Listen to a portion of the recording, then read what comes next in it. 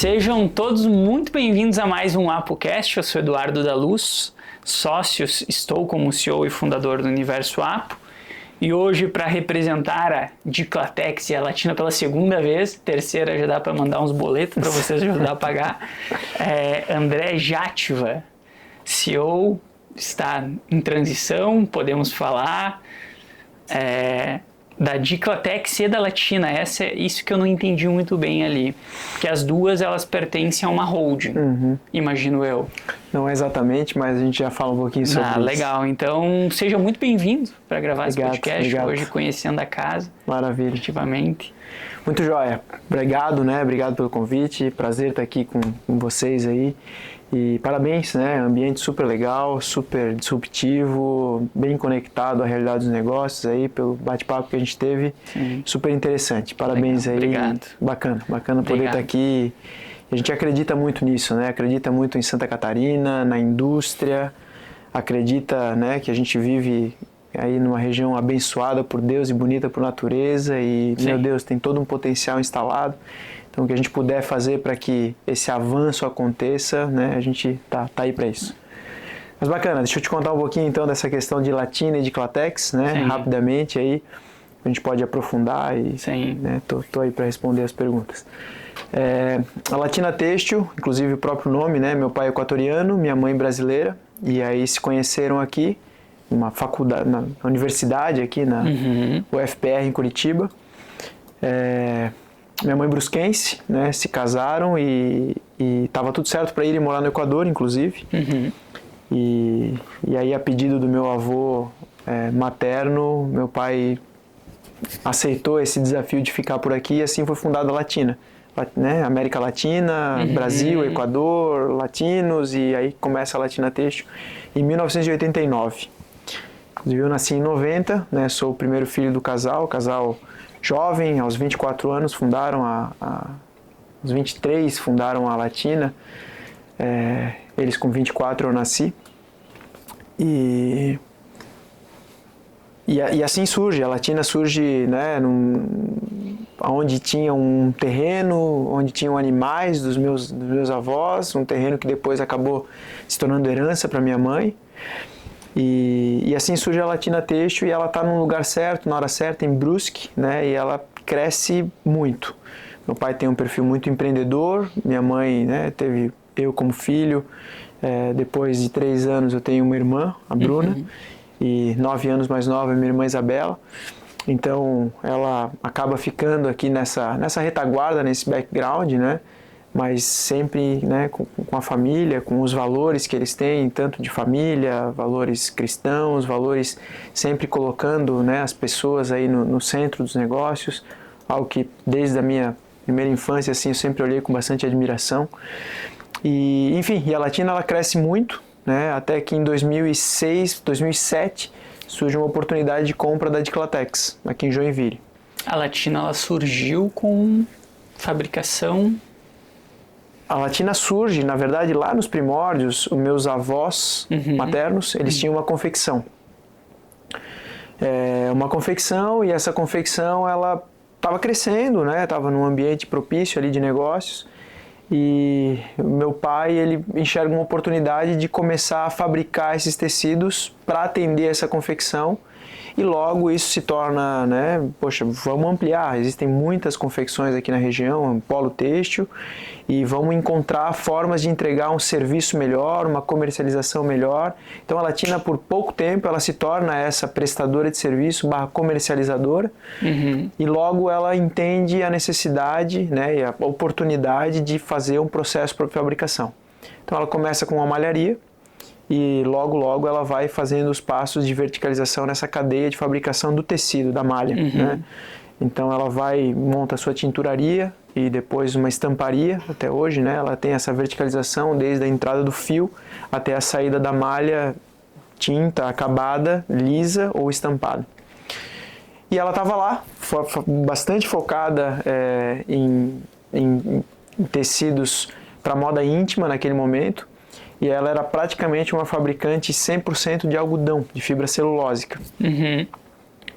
Se naquele momento, se hoje em dia já é difícil a gente encontrar indústrias têxteis fazendo M&As aí, né? Aquisições, fusões e etc. Naquele momento muito menos, né? Lá em 2007. E aí surge essa oportunidade de compra da Diclatex, uma indústria têxtil também, mas num segmento totalmente diferente. A Diclatex era fabricante de tecidos para calçados e para vestuário para o mercado esportivo, né? Então tinha um foco lá em futebol e o setor calçadista, e a gente olha para aquela empresa muito bem montada, com maquinários fantásticos, uma equipe e um know-how muito bem colocados ali, e uma empresa que encantou, né, no primeiro olhar. E aí, com toda essa questão do empreendedorismo e pouca experiência executiva, né, diga-se de passagem, aí ao mesmo tempo que uma oportunidade, um enorme aprendizado, um desafio que se revelou muito maior, inclusive, do que se detectou inicialmente. E a Diclatex, ela não estava bem naquele momento, né?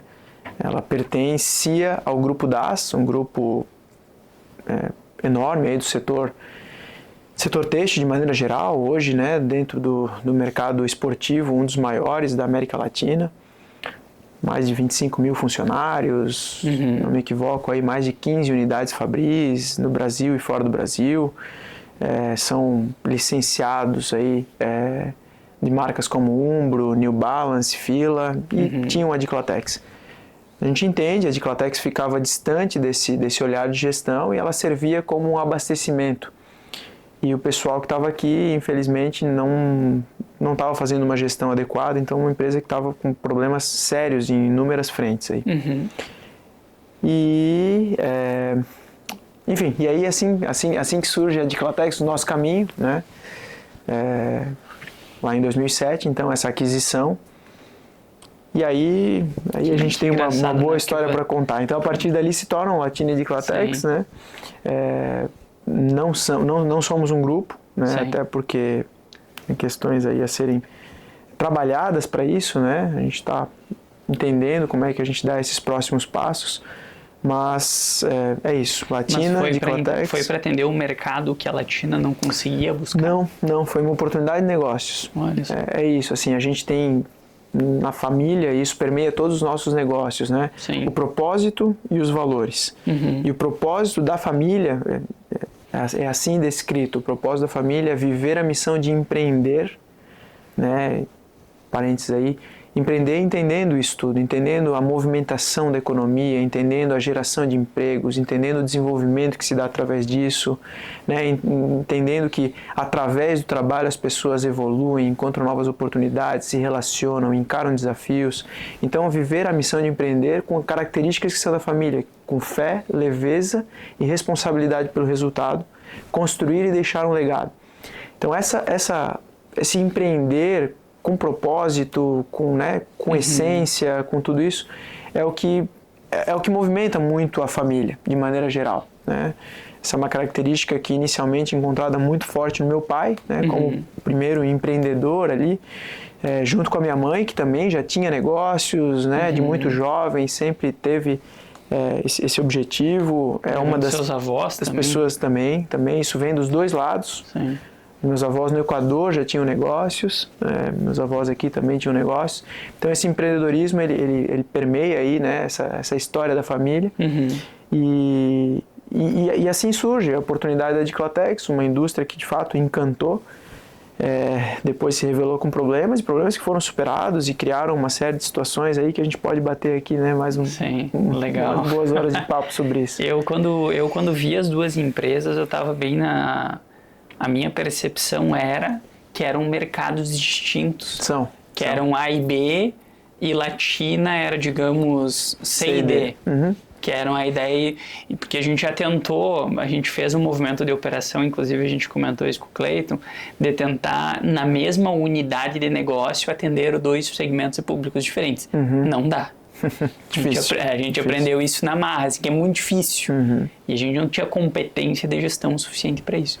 Então foi a primeira percepção que eu tive, inclusive era uma das primeiras perguntas, né? Que a questão da liderança, aí, né? Como elas se relacionam. Legal, isso é bem interessante, assim. Então a Diclatex passou por essa trajetória, né, de viver momentos de dificuldade sérias, né, bem sérias. E graças a Deus, a um time fantástico de pessoas que a gente tem nas duas unidades, né, que nos acompanharam. A Latina está cumprindo, inclusive, vamos ter a festa agora dos 35 anos de comemoração, Legal. Então é um momento marcante. A Diclatex, ela foi fundada em 78, então esse ano, em 2024, ela fechou seus 46 anos, né? Então, quando a gente olha para o setor têxtil, são empresas bastante longevas aí, que nos dão muito orgulho. Mas voltando a isso, então, foram algumas superações importantes, desafios que a gente teve que passar. E aí, né, a criação, desenvolvimento de competências, de resiliência e tudo isso. E aí a gente foi entendendo isso tudo. Então, tivemos alguns movimentos importantes. A Diclatex, ela saiu do setor calçadista, hoje ela é 100% voltada ao vestuário, né? Ela continua com o seu DNA esportivo, algo que fez parte desde a sua essência, desde a sua fundação. Isso está cada vez mais, né, forte, mas esse DNA esportivo, inclusive, ele migrou para outras, com a plataforma do esporte, as tecnologias, a tecnicidade que a Diclatex tem, essa referência, a própria sustentabilidade, que é algo que está conosco, né, a longa data, assim. Isso tudo fez com que a gente pudesse entrar em outros segmentos. Mas antes disso acontecer, a gente entendeu essa estratégia como uma estratégia vencedora, assim, uma estratégia bacana de olhar para um setor têxtil que ele passa por sazonalidades, passa por ciclos, né? Entender que a gente tem uma Diclatex nesse setor esportivo de topo de pirâmide, ou seja, alto nível de consumo, trabalhando com as melhores marcas a nível mundial e a nível nacional, né? E esse mercado ele é um mercado de nicho. É um mercado que poucas empresas têm essa competência em todos esses aspectos, né, em toda essa performance técnica, tecnológica, sustentável, de qualidade, de assertividade, de homologações e etc. Então, ela consegue entregar algo bastante único, né, considerada aí por muitos desses melhores clientes a melhor empresa têxtil aí, né, o melhor T2, o Tier 2, Tier 2, que é a segunda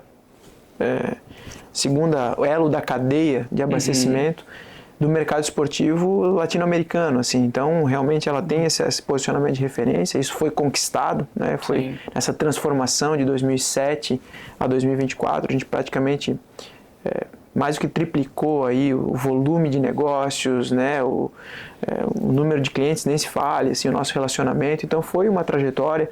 E claro, continua sendo, a gente sempre fala isso, que esse DNA esportivo da Diclatex, ele não permeia só os nossos produtos e serviços, ele permeia muito a essência da marca.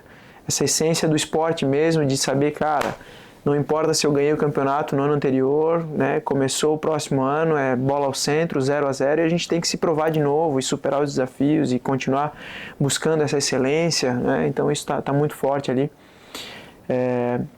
Enfim, e a Diclatex, ela conseguiu pegar essa plataforma esportiva e inclusive entrar em outros segmentos que a gente pode falar um pouquinho melhor à frente. Quando tu fala de plataforma esportiva, tu consegue explicar um pouco mais? Consigo. Essa plataforma do esporte, como é que a gente entende isso, né? Desde o processo de fabricação, essa essência que a gente vem conversando, isso tudo permeia, né? A gente tem uma engenharia fantástica que pensa, né, nas nossas duas unidades de negócio, desde da fabricação, qual que é a melhor matéria-prima, né? Qual que é o melhor maquinário, e a gente tem uma flexibilidade fabril em um lado, a gente fala de Diclatex para entregar diferenciação, com o outro lado a gente tem uma Latina e um parque fabril que conseguem entregar uma liderança em custo, então isso permite uma estratégia vencedora, né? De a gente olhar para os dois lados, entregar uma diferenciação que ninguém consegue entregar, ao mesmo tempo que a gente consegue contrabalançar isso com um custo e uma competitividade, um volume produtivo. Então, ter as duas unidades fabris, as duas marcas para ir a mercado, nos permite olhar dessa forma. E aí, então, essa plataforma, né, desde todo esse processo de fabricação, por onde vai passar esse processo, por onde esse produto, as soluções que cabem a cada tipo de mercado e de produto, o que a gente aplica para entregar isso. Então, um exemplo dessa, a gente chama dessa plataforma que sobrepassa o esportivo, é isso. Uma camisa, por exemplo, essa que eu tô, a gente fala bastante sobre isso porque é um case muito relevante. Nós lá em 2018 fomos procurados por grandes empresas, grandes marcas assim visionárias que queriam dizer, olha, procuraram a Diclatex. Não foi nem um movimento, né, vamos ser bem realista aqui, que a gente tinha esse posicionamento de entregar tecnologia, mas dentro do nosso DNA desportivo. E essas empresas vieram nos procurar e falaram, olha, eu quero aplicar tecnologia no casual. Outra, né, eu quero aplicar tecnologia no médico. Eu quero aplicar tecnologia no pet. Sim. E por aí adiante. E aí a gente olhou isso e falou, olha, legal, não vou eu me transformar em uma empresa que vai entregar o casual no modelo atual. Agora, se eu puder usar essa plataforma e entregar isso com tecnologia para um outro segmento, por que não? Né? E assim a gente desenvolveu parcerias super relevantes lá atrás, né? Desenvolvemos a melhor calça do mundo da reserva lá em 2018, 2019, produto que vende até hoje, super legal, que gerou esse posicionamento. Então, a gente pegou o que tinha no esporte, ou seja, matéria-prima biodegradável, um produto que gerava liberdade de movimento, uma tecnologia de repelência, então eu derramei um café aqui, passei a mão, tá limpo, posso lavar e usar menos água, sustentabilidade na veia, produto que eu posso ir para o trabalho e estou super bem vestido, né, com uma roupa casual muito bacana, mas eu consigo ir pedalando, porque isso me gera essa liberdade de movimento, não gera transparência.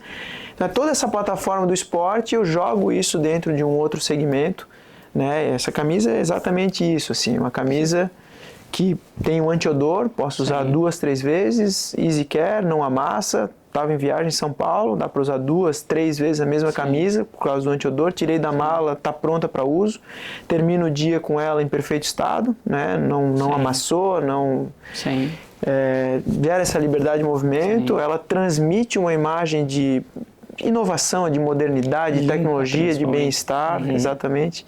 Então, aí, quando eu falo dessa plataforma, né, o produto, a solução que permeia isso, a gente pega o esporte, a gente consegue transcender ele através dessa inteligência, desse know-how que a gente tem dentro de casa. Bom, vocês praticamente foram pioneiros ali nesse movimento de mercado, porque hoje está super em alta, né? Tu pega essas camisetas super confortáveis e tal, mas na época não tinha tanto isso daí. Exatamente.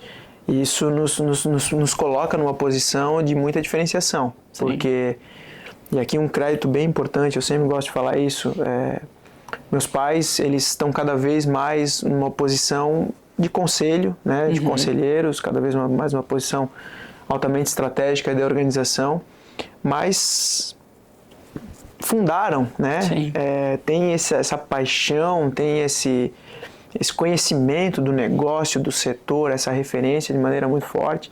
E nesse caso, a minha mãe sempre teve esse vislumbre de falar, olha, nós temos produtos aqui incríveis, produtos únicos, produtos que a gente vai para qualquer outro lugar do mundo e a gente não fica a desejar para ninguém, muito pelo contrário, temos alguns cases de grandes marcas, essas que vendem no mundo todo, que nós desenvolvemos o produto aqui e eles foram replicados na Europa e na Ásia, quando geralmente acontece o contrário. A gente aqui na América do Sul acaba copiando o que o mercado desenvolve lá, né? Ela falou, poxa, e esse produto tem um fit muito legal, e ela vislumbrava isso, de a gente ir para um casual. Ela sempre teve esse olhar, dizer, olha, viajo, né, e quando eu viajo, tudo que eu quero é isso, uma peça de roupa que não amasse, que eu não precise, né, num ferro, num hotel e tal. E aí a gente começa a desenvolver isso e é procurado por essas grandes marcas, pelo nome que a Diclatex já estava começando a conquistar ali naquele momento. Isso também é outra pegada bacana, essa virada de ser uma indústria para uma marca. Né? Esse foi um movimento intencional que foi feito com a Diclatex, através de um planejamento estratégico de médio prazo estruturado. Aí. E assim a gente começa a desenvolver e ver e trazer isso para dentro de casa e se desafiar, né? O lema de vocês aqui, esse desconforto, meu Deus, será que faz sentido e a gente vai conseguir? Imagina, pegar uma roupa que ela é, né, essencialmente dessa plataforma esportiva e colocar um botão, e colocar uma entretela, e colocar uma gola, e como é que isso vai ficar, e assim a gente foi desenvolvendo e formando parceiros. Consciência baixa do mercado sobre esse produto. Exatamente. Isso nos permitiu hoje, de fato, várias empresas estão vindo, né, algumas com outros nomes. O nome Casualtech é um nome nosso, inclusive, registrado pela Diclatex, justamente por ter sido pioneira. E a gente vê inúmeras marcas vindo, mas a gente ainda vê uma oferta muito genérica. Então, assim, a peça que eu faço uma legging lá para o mercado esportivo, dá para fazer uma calça da alfaiataria. Né? A peça que eu faço uma calcinha, né, ou um underwear, dá para fazer uma camisa. Dá, mas vai ser um produto genérico, um produto que vai revelar o pelo, que vai revelar o mamilo, que não vai ter o caimento correto, né? Enfim. E a Diclatex, por ter feito isso de forma pioneira, de forma proativa, né, de forma intencional e com os melhores parceiros do mercado, sem dúvida, assim, nós hoje abastecemos os melhores players do mercado que tem esse tipo de produto, né? Então, esse trabalho com as melhores marcas desafia e faz com que a gente vá encontrando, né, a excelência, assim. Isso faz com que, de fato, a gente tenha uma coleção hoje que está muito consolidada e promovendo, assim, né? Eu estava em São Paulo semana passada e é uma alegria escutar isso, assim, os mercados estão crescendo, estão buscando, não são peças de roupas baratas, né? A gente vê camisas como essa que eu estou vestindo aí, girando na casa de 500 a 1.200 reais, com produto, né, de ponta aí do consumidor, e são produtos que estão crescendo vertiginosamente, porque a consciência do cliente está mudando, né? Ele entende que tem um produto de alta durabilidade aqui, um produto que vai gerar bem-estar, um produto que promove funcionalidade. Então aqui nós temos produtos, por exemplo, com tecnologias fantásticas, tecnologias, inclusive algumas das quais a Diclatex é exclusiva no mercado aqui, né? Que promovem até o bem-estar, aumento da concentração, né? Aumento do foco audiovisual, aumento do equilíbrio, recuperação muscular. Então a gente vê essa tendência, já via lá atrás, como a funcionalidade cada vez mais vai estar dentro dos têxteis, né? E hoje a gente vê algumas marcas se sobressaindo aí, justamente porque conseguem fabricar e comunicar essa funcionalidade para o consumidor. E marcas pequenas, né? A gente vê pequenas marcas surgindo e ganhando corpo muito rápido. Exatamente. Tipo essa daqui, que eu comprei inclusive faz 2 semanas para testar, porque olha só o que aconteceu. A gente estava querendo muito uma camiseta, eu vi que vocês têm o D da Diclatex aqui, essa aqui foi feita, e a gente queria muito uma camiseta para empresa boa. E chegava o pessoal das fábricas de uniformes aqui, jogava aquelas malas, aquelas peças, podia pegar umas peças bonitas pelo menos, né? De algodão, tudo amassado. Teve um que chegou a falar assim, jogou a peça em cima da mesa e falou assim, Eduardo, tu tem uma impressora? Eu falei, tenho. Deu porque ele, me empresta ela? Eu falei, sim. Imprimiu a logo da empresa, botou a logo impressa em cima da camiseta. Eu falei, não é possível, cara. E aí a gente falou, vamos fazer o seguinte, vamos comprar de uma marca e aí a gente manda bordar, manda estampar. E a gente pegou dessa aqui que é Minimal. Você já ouviu falar dessa marca? Já. Eles estão crescendo super rápido. Estão crescendo muito bem. Justamente por vir com esse conceito. E inclusive é uma coisa tão básica que eu vejo que essas empresas que estão apostando nisso utilizam, que é, por exemplo, o desbotar, o comprar a marca e não a qualidade da camisa. E eles conseguiram aproveitar isso muito bem. Daí até as peças íntimas, as cuecas, eu vi eles comentando coisas básicas. A cueca box não enrola quando tu bota a calça. Então eu achei incrível, eu não sabia que no tecido tu conseguia aplicar tanta tecnologia ao ponto de conseguir quebrar esses pontos específicos. Sim. Não é todo mundo que consegue, né? Assim, a gente investiu aí num laboratório, e baita orgulho também, assim, dito por clientes também que visitam laboratórios na Ásia, na Europa, né, na América Central, em grandes parques industriais, e o pessoal falando, olha, eu já pisei em mais de centenas de laboratórios, e esse laboratório da Diclatex de empresas privadas é o melhor que eu já visitei, né? É o mais, enfim, então é isso, né? Para a gente conseguir entregar uma coisa que vai ser fundamentada, que vai ter perenidade, que vai ser sustentável, no sentido, né, amplo aí da palavra, tem que ter todo um processo. Essa plataforma, essa arquitetura, né, essa engenharia, essa construção, as homologações, os testes. Não é fácil a gente conseguir entregar alguma coisa que tenha essa sustentabilidade de negócios, né, de maneira geral. E isso não coloca a empresa com muito risco porque hoje vocês atendem empresas grandes. Isso não gera um risco para a empresa? Estar concentrada em muitas empresas grandes e não conseguir ter potencial produtivo para empresas menores? Uma boa pergunta. Quando a gente assumiu a Diclatex, ela tinha uma concentração muito alta, né? De fato, ela tinha alguns poucos clientes que o risco era exatamente esse. Olha, se esse cliente, né, der uma dor de barriga, a gente vai direto para UTI, né? E essa foi uma das nossos objetivos ali, né, de reduzir esse nível de concentração, e isso foi conquistado já há alguns anos atrás. Então, apesar de, né, a gente ter grandes clientes, hoje nós não temos uma concentração que coloque em risco, né, a saúde do negócio. Isso é uma premissa básica que a gente tem.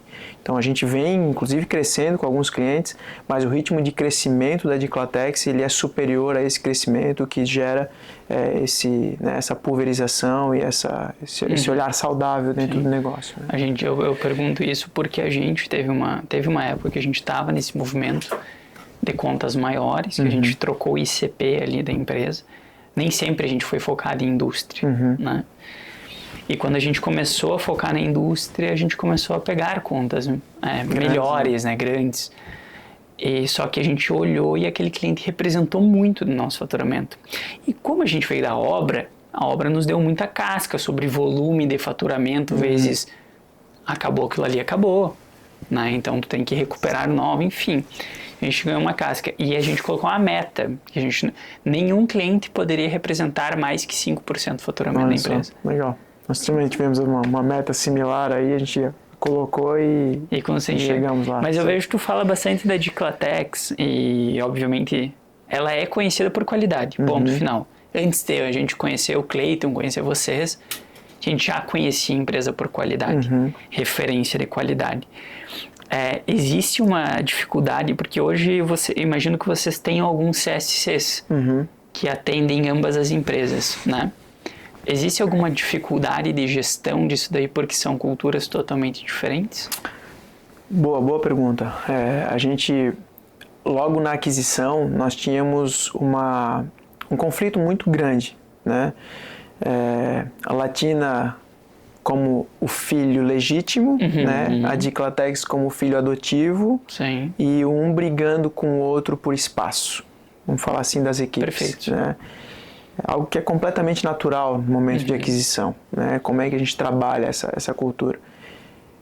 E como eu te falei, essa aquisição ela aconteceu muito mais por empreendedorismo do que de fato por um projeto executivo de planejamento, execução, controle. Coisa assim. Cara, tava ali, oportunidade, a coisa tá indo muito bem na Latina, vamos pra frente, vai dar tudo certo.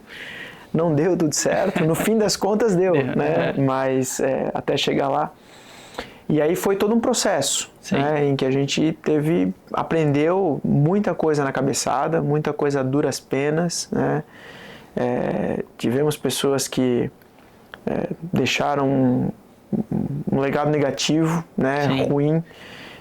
Isso não é legal, isso gera, né, traumas e também gera aprendizados, enfim. E até o momento em que a gente foi promovendo esse aculturamento, foi promovendo através dos valores da própria família, né, de olhar para as pessoas de uma maneira diferente. Isso já estava mais forte na Latina, obviamente, por ser fundada, né? E a gente foi também criando estruturas de pessoas que eram corporativas, respondendo pelas duas marcas, né, pelas duas unidades de negócio aí e tal, até o momento em que a gente construiu esse olhar do todo, esse olhar do corporativo e tal. E é um processo evolutivo, né? A gente tem um conselho consultivo e de vez em quando esse tema volta à pauta e a nossa conclusão é que não existe certo e errado. Existem as intenções estratégicas e como que a gente vai criando as estruturas para atender essa estratégia, né? Então, no momento em que se quer extrair maior sinergia, né, fazer com que as pessoas sejam mais corporativas faz mais sentido. No momento em que se quer dar mais foco a cada unidade de negócios, aproveitar oportunidades específicas, a gente, né, busca um pouco mais essa separação. Então, no nosso processo atual, que já passou por bastante foco e cada equipe respondendo por uma unidade, A aquisição, obviamente, era assim, né? Depois passou por uma sinergia enorme, onde praticamente todos os nossos gestores eram corporativos, e hoje a gente tem um processo exatamente desse. Temos um diretor administrativo financeiro que responde aí por um CSC Informação, que olha para as unidades de negócio, né, até da família de modo geral, aqui mais focados em Latina e Diclatex. E aí tem essas áreas de apoio, né? E depois as áreas que são mais voltadas para as marcas, seja comercial, marketing, produto, industrial, né? Eles são focados nas unidades de negócio, justamente para aproveitar esse foco, né? E, enfim, essas oportunidades de crescimento que a gente tem em cada uma delas para a gente poder... Até faz mais sentido, né? Um diretor administrativo financeiro, porque olha muito número, fechou a conta, fechou, não fechou, ergue a mão. E marketing, vendas, diretores nessas áreas linkados diretamente à unidade, porque aí entra muito cultura do produto. Isso aí. É o negócio, né? É o cliente, exatamente. É o negócio, é a entrega, é o mercado. Exatamente. Essa foi a nossa percepção também, que quem vivia muito próximo ao cliente não poderia estar linkado aos dois produtos. Que era um produto de ticket médio muito mais alto e outro de ticket médio muito mais baixo. E hoje... os projetos, por exemplo, de expansão, quando vocês falam em projetos de expansão, eles são lidados, são unilaterais. São. Quando vocês falam de Diclatex, vocês falam de Latina, é Latina. Isso aí. E eu vejo que a Diclatex, ela ganhou, por mais que a Latina seja, não sei como fala, o primogênito ali, mas a Diclatex ganhou um corpo muito grande no grupo, né? Hoje existem alguns diretores puxando essas frentes estratégicas? Na verdade, hoje a nossa estrutura ela é composta, né, temos o diretor administrativo financeiro, que responde diretamente para mim e assim, o restante do time é de gerentes, né? Inclusive nós estamos agora exatamente nessas análises porque nós percebemos que existem oportunidades de crescimento nas duas marcas. Entendi. Né? Inclusive reconfigurando um pouco essa questão de unidade fabril e marca. Então a gente percebe assim que existem potenciais de a gente entregar para o mercado o que eu tinha comentado há pouco, assim, alta diferenciação e ao mesmo tempo um nível de competitividade, né? A alta diferenciação ela conversa mais com o mercado da Diclatex, a competitividade conversa mais com o negócio Latina, mas não necessariamente isso tem que parar nessa barreira, né? Existem possibilidades e oportunidades aí nos dois lados.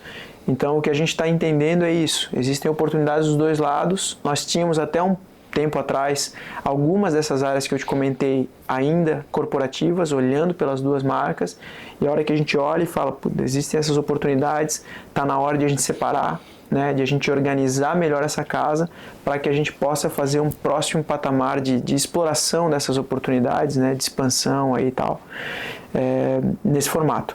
Então é exatamente isso, assim, a gente tem o olhar para cada uma delas e o olhar que é corporativo, principalmente aí permeado pelo CSC, né, por essa direção administrativa financeira e a sua equipe, olha para projetos que vão olhar para as unidades de negócio, independente de quais sejam, porque ela está dando suportes ali, e ali também tem projetos estratégicos. E por mais que tu fale que tu vai aumentar, tu vai focar, vamos montar alguns projetos unilaterais, as duas, tu fala em aumento de custo administrativo, aí já gera outras discussões. Isso aí. Então, essa é a pegada. É uma dificuldade. Aqui eu tenho eu deixei uma pergunta, porque toda vez que a gente ouve o nome de Diclatex, a gente remete à inovação. Se vocês conseguiram passar para o mercado. Qual que é a tua visão referente a inovação? Porque eu vejo que a indústria ela inova muito no produto. Agora vamos para os outros setores. A indústria, ela já... Tanto que lá no início tu comentou, a gente investiu muito no nosso espaço, a gente queria essa questão disruptiva. E o pessoal, quando a gente foi investir aqui, o pessoal falou assim, não, vocês estão loucos, vão para São Paulo, abre escritório em São Paulo. E a gente estava a um passo de fazer isso. A gente queria... A gente ficou muito... Não, a gente falou, não, vamos apostar em Santa Catarina. É a nossa terra, tem muito espaço aqui para crescer. Muito. Só que a gente percebe que aqui é muito mais fácil tu assinar um cheque de 5 milhões para investir numa máquina que vai aumentar a questão da produtividade do que investir 10 mil reais em marketing ou em alguma estratégia nesse sentido.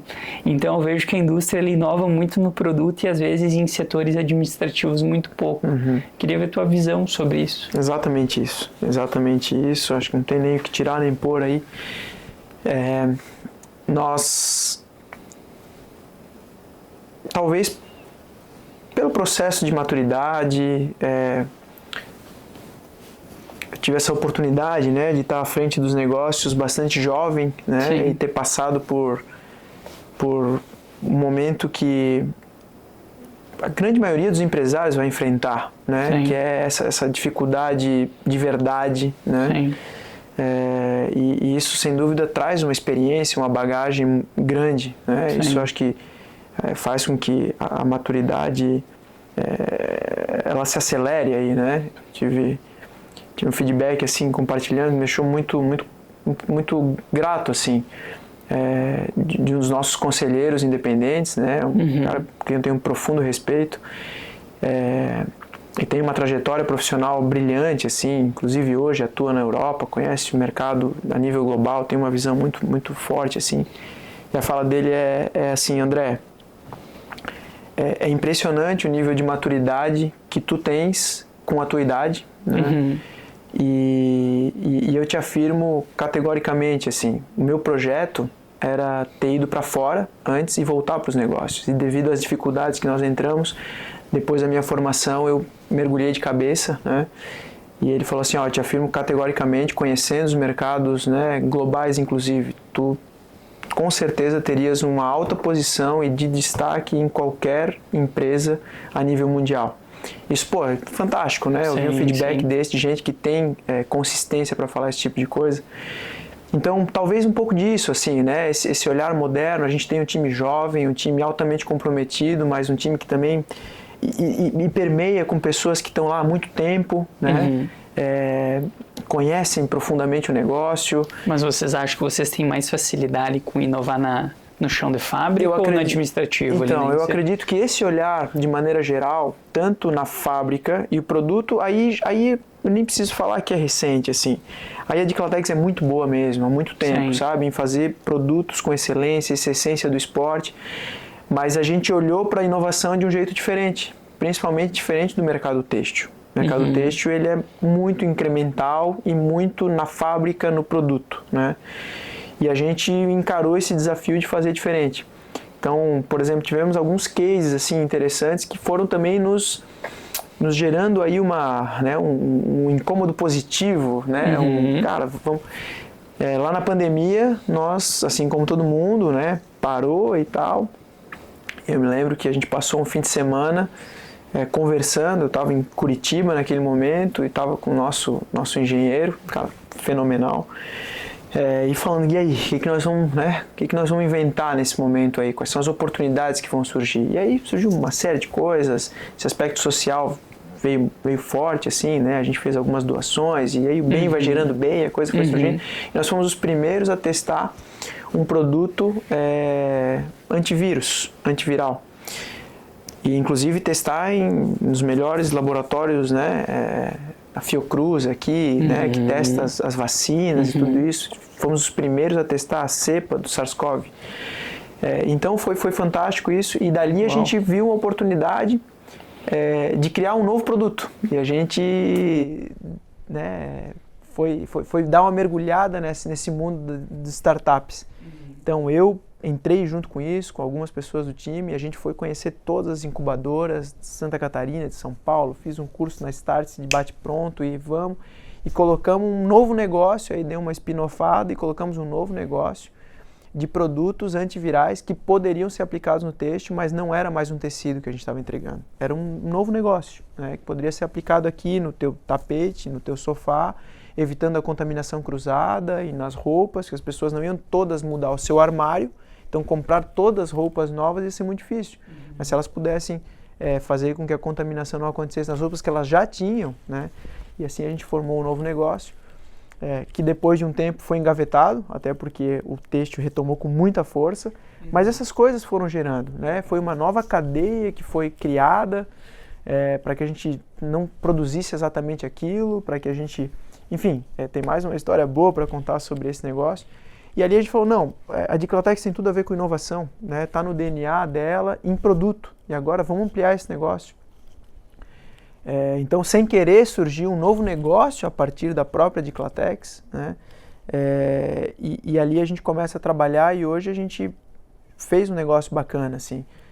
Derrapou por muito tempo, tá? Não foi fácil de fazer esse negócio acontecer, porque a mentalidade, a rotina, o olhar da indústria, ele acaba puxando muito.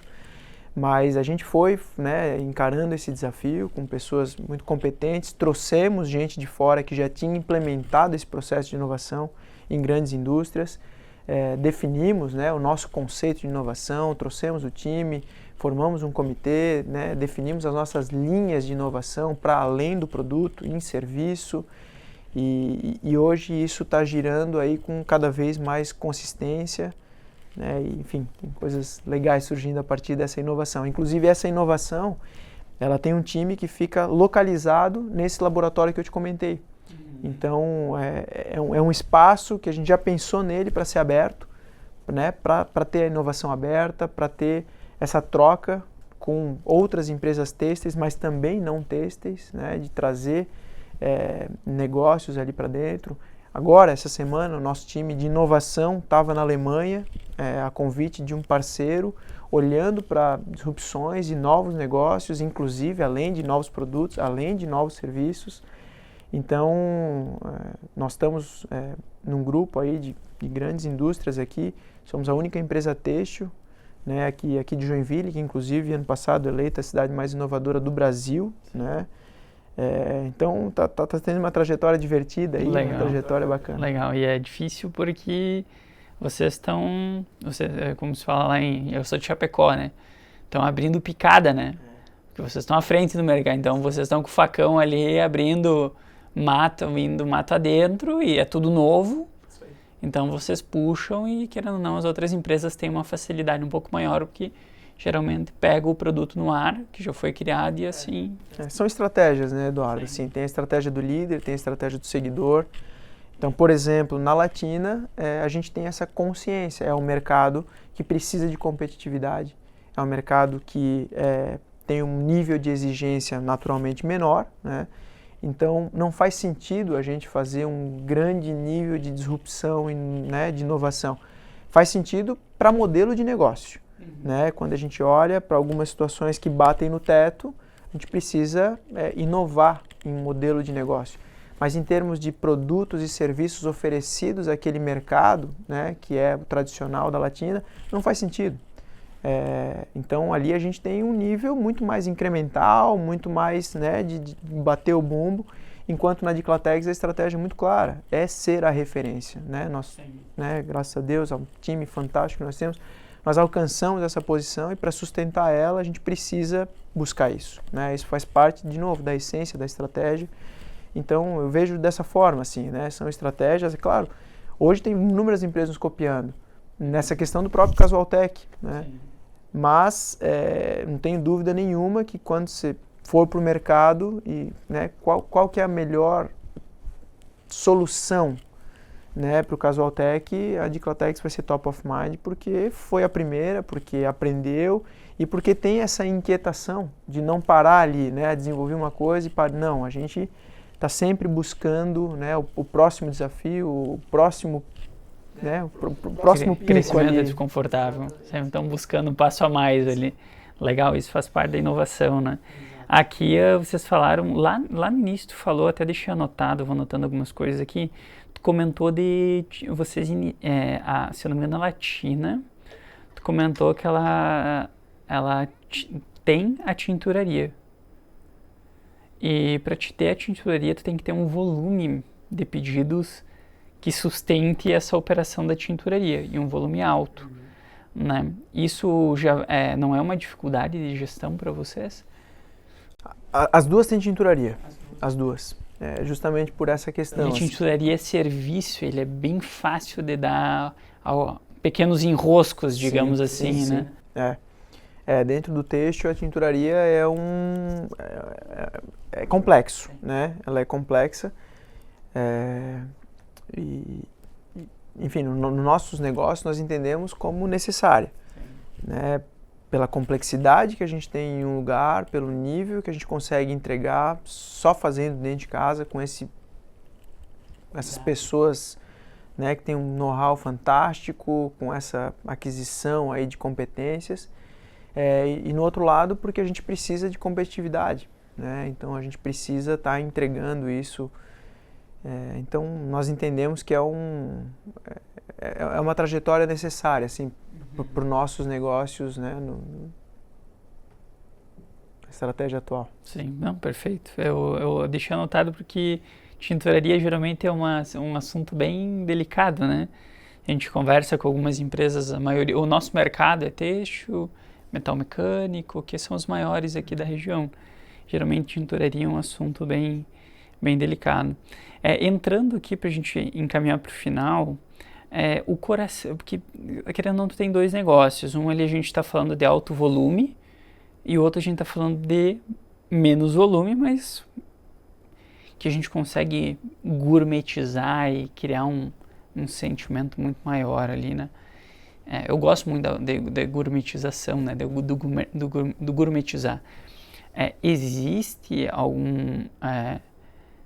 alguma rixa interna? Tu comentou antes ali que teve uma época que existiam os dois lados defendendo as suas posições, principalmente em gestores, mas como tu consegue dividir o tempo e olhar para as duas? Eu queria entender um pouco mais a rotina, assim, como que tu faz, ainda mais agora, se puder falar um pouquinho da transição que está havendo também, da questão da direção executiva. Legal. Bom, vamos lá. A gente entende que as coisas são, né, um processo contínuo de adaptação, de melhoria, de desenvolvimento. Então, um processo super importante pelo qual nós passamos, isso já tem agora alguns anos, né, já está consolidado aí, foi sair de uma empresa de gestão puramente familiar, né, para trazer esse olhar para as melhores práticas, né, para trazer uma governança. Então, desde a implementação de um conselho consultivo, né, uma boa organização do conselho de família e sócios, né, os papéis bem definidos, né, as pautas, os assuntos em cada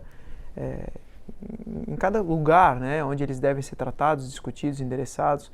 Então, isso tem feito com que esse processo vá acelerando, né, e vá tendo essas trocas, né, melhores práticas, vamos internalizando, tem coisas que a gente testa e avança. Um exemplo foi exatamente esse. Antes nós tínhamos praticamente todo o time corporativo, olhando para os dois negócios. E a partir de um determinado momento, a gente passou a ter um time olhando para cada negócio, né? E um time que dá essa sustentação, esse apoio corporativo. Então, a gente está agora vivendo um novo processo, né? Essa entrada do nosso diretor administrativo financeiro, ela é recente. Então, a gente está criando esse novo modelo com as novas rotinas para dar o olhar necessário para cada uma delas e para atingir um novo objetivo, né? O objetivo aí de terminar as resoluções do que nós tínhamos de passado, esse passado que foi bastante carregado, né? Endereçar esse presente de uma maneira assertiva, legal, estratégica, para olhar para crescimento. E dentro disso, a gente está olhando assim, como é que as estruturas vão responder a essa nova estratégia, né?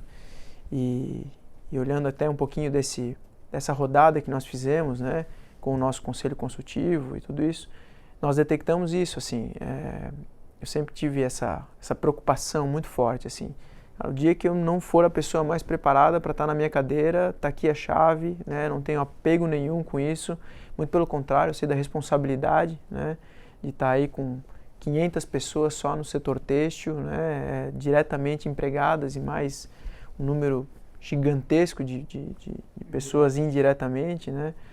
E aí a gente detecta isso, assim, né, dentro do nossa rodada de gestão aí, e que eu seria a pessoa mais preparada para olhar para essa expansão de negócios e conduzir os negócios, inclusive para além do setor têxtil, né? Nós temos Latina de Clatex, temos um centro de distribuição internacional que fica no Equador, né, país de origem aí do meu pai. Temos uma outra startup dentro do têxtil, olhando justamente para essa inovação e como é que a gente consegue ampliar um pouco o nível de servitização, né? E além disso, a família tem alguns outros negócios, né, em outros setores aí, e a gente precisa entender isso tudo, entender como é que a gente continua olhando para esse têxtil com crescimento, com proatividade. Acreditamos que temos oportunidades incríveis aí nos próximos anos, pela referência, pelo posicionamento, pelo mercado que, né, já está conquistado e alcançado, e pelo que a gente tem de drive interno para aproveitar esse crescimento. E também tem um outro olhar, né, com a família vai crescendo nesse nível de maturidade, como é que a gente vai ampliando esse olhar para diversificação, né, essa segurança societária, patrimonial e tudo isso. Então a gente olha para isso e fala, poxa, como é que agora a gente adequa as estruturas para conseguir entregar duas coisas que aparentemente são divergentes, né? Poxa, se eu quero crescer, eu preciso focar, mas ao mesmo tempo eu estou olhando para uma diversificação aqui.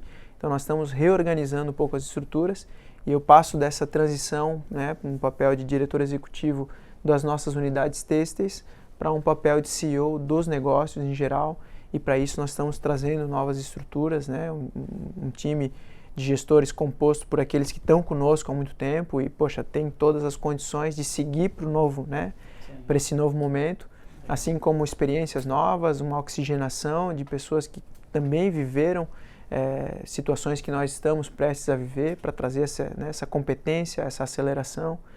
E é isso que a gente está organizando aí com essas novas rotinas. Então, é isso, assim, né? Vai ter a pauta que a gente vai olhar para os negócios de maneira geral, vai ter a pauta que a gente vai olhar para cada negócio e entregar essa aceleração, vai ter a pauta em que o nosso CSC vai estar olhando para, né, esse apoio para cada tipo de negócio. Então, essa agenda aí está sendo organizada para que os objetivos estratégicos sejam alcançados. Legal. E olhar para o crescimento aí de vocês para 2025 é positivo, apesar de a gente saber que tem uma instabilidade no mercado, né? Difícil falar, né? Difícil falar, vivendo tudo que a gente está vivendo, é complexo, mas, mais uma vez, assim, pelo posicionamento que nós alcançamos aí, né, junto ao mercado, nós estamos olhando, sim, nós vivemos um ano de 2024 com uma demanda super legal, né? Em alguns momentos, eu confesso, até maior do que a nossa capacidade de entrega, não só pela nossa capacidade interna, a gente viveu algumas situações a nível global de bastante instabilidade, né? Nós dependemos de um abastecimento externo, nós somos especialistas em fibras sintéticas, então nós dependemos desse abastecimento externo, isso exige um nível de planejamento maior, né, com um horizonte maior, e os conflitos, né, geopolíticos, as guerras, os problemas logísticos, os custos e tudo isso fez com que a gente fosse impactado aí nesse abastecimento. E isso, junto com o crescimento, né, gerou um momento assim de bastante demanda, né, de bastante olhar para dentro de casa. Esse olhar para a eficiência, ele está sendo trabalhado com bastante força, para que a gente consiga aproveitar essa demanda, né, esse crescimento, e entregar isso com excelência. Não adianta crescer e machucar o cliente, né? Então, a gente está olhando sim para um crescimento bacana aí para 2025. Com eficiência. Trabalhar para isso, exatamente. Quem está falando muito de eficiência agora é o Vigers, que é o presidente da Condor. Alexandre. Alexandre é um parceiro. E ele te admira muito. Ele é mentor da educação aqui, né? Foi inclusive, acho que o Clayton veio na imersão dele ali. E ele fala muito sobre isso para 2025, né? Porque, querendo ou não, quando o mercado está em crise, por mais que a gente olhe para novos mercados, e a gente sempre vai olhar para novos clientes, para novas contas, para ampliação de contas, a gente tem que ter um olhar para eficiência, porque os custos estão ali, né? Eles não vão deixar de existir. Nós percebemos isso, Eduardo, assim, que nós, nesse momento, então a gente teve, né, um olhar muito forte para fazer esse turnaround, né, de uma Diclatex que estava com problemas muito sérios, que quase leva a Latina junto nesses problemas, né, e aí a gente tem que fazer esse turnaround. Então, um olhar muito forte para dentro de casa, né, para, enfim, buscar essa recuperação. E à medida que isso vai se encerrando, né, a gente consegue cada vez mais olhar para isso que a gente vem vivendo nos últimos anos. Melhores práticas, governança, né, colocar as coisas certas no lugar certo. E hoje a gente olha para isso, assim, poxa, legal, as marcas estão como referências nos seus mercados, ambas com oportunidade de crescimento, e existe oportunidade dentro de casa para que a gente ganhe eficiência. Então é um momento que eu vejo assim com inúmeras oportunidades. Tem desafio pra caramba, né? Sim. Tem apagão de mão de obra, tem volatilidade macroeconômica, tem toda essa situação, mas eu vejo muita oportunidade. Oportunidade de a gente buscar esse crescimento no mercado, tem bastante coisa para a gente trazer, e ao mesmo tempo um olhar para dentro de casa, buscar essa eficiência e entregar cada vez melhores resultados aí. Perfeito. E a governança ali que tu comentou, hoje a gente olha a governança com outros olhos que a gente não olhava antes, que é o básico, né? É o básico bem feito, né? Antes a gente achava na palavra, não, a gente vai instaurar um processo de governança e tudo aqui dentro. E a gente falava, não, meu Deus, nós somos uma empresa pequena, né? Como que a gente vai colocar governança? Só que aí o Vigers, inclusive, veio e falou que governança é o ritual. É o saber o que tu vai fazer hoje, saber o que vai fazer dia 10, saber o que vai fazer dia 5, ter os rituais claros. Começa por aí. E depois tu vai ganhando corpo, né, digamos assim. Um dos nossos conselheiros fala exatamente na beleza da simplicidade, né? Então é isso aí, um feijão com arroz bem feito, é o que... Perfeito, perfeito. E pra gente fechar, essa questão a gente falou dessa questão das mudanças aí econômicas que vão pegar, querendo ou não, em 2025, vai acontecer. Essa questão não sei se tu já pode falar ou não, desses novos mercados que vocês vão atuar, ele é um processo que tu comentou de verticalização, tecnologias, vocês pretendem trazer tecnologias para aumento de eficiência, já tem alguma coisa mapeada nesse sentido ou não? Como que tu... Acho que se puder me repetir a pergunta. Tá, vamos lá. Então, tranquilo. Tu comentou que vocês têm alguns investimentos em inovação. Esses investimentos em inovação que vocês têm em startups e o que vocês buscam fazer buscando trazer eficiência interna ou é totalmente focado em novos produtos? Tem as duas vertentes. Como eu falei, assim, na inovação a gente olha para algumas linhas, né, de inovação. Então, tem situações olhando para novos negócios, né, que que são sinérgicos, que são complementares, que vão entregar para o cliente, né, soluções diferentes. Tem projetos voltados para inovação, né, projetos para ganhar eficiência, melhoria de processos, automatização, né, inteligência artificial. Então, a gente está procurando esse olhar sistêmico para a inovação aí, para que a gente olhe para as duas oportunidades que a gente acabou de discutir, né? Tem oportunidade lá fora e tem oportunidade aqui dentro. E a gente tem que, né, buscar essa ambidestria aí para entregar o melhor resultado. Muito bom. Queria te agradecer aí o bate-papo, já passamos de 1 hora, passa super rápido o tempo. Queria agradecer o teu tempo, final de tarde, noite agitada. Tenho filho agora, eu entendo como são essas noites agitadas. Agradecer a tua presença, as portas sempre vão estar abertas para vocês aqui. E muito obrigado pelo tempo. Eu que agradeço.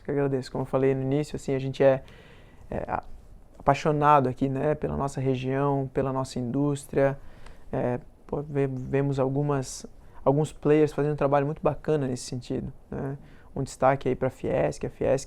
Recentemente tem feito alguns trabalhos olhando até para o setor têxtil e setor da moda, um dos setores que mais emprega aqui em Santa Catarina, né, super relevante nesse sentido, e buscando essa reinvenção, buscando esse olhar para novos patamares. Então, parabéns aí para vocês também, né, que juntos aí estamos nessa luta de fazer com que exatamente a gente consiga agregar valor, consiga ir para um outro lugar, trazer, né, resultado, trazer orgulho, trazer, né, superação dos desafios aí. Então, um prazerzaço e contem conosco da mesma forma. Muito obrigado. E assim nós encerramos mais um Upcast. Valeu!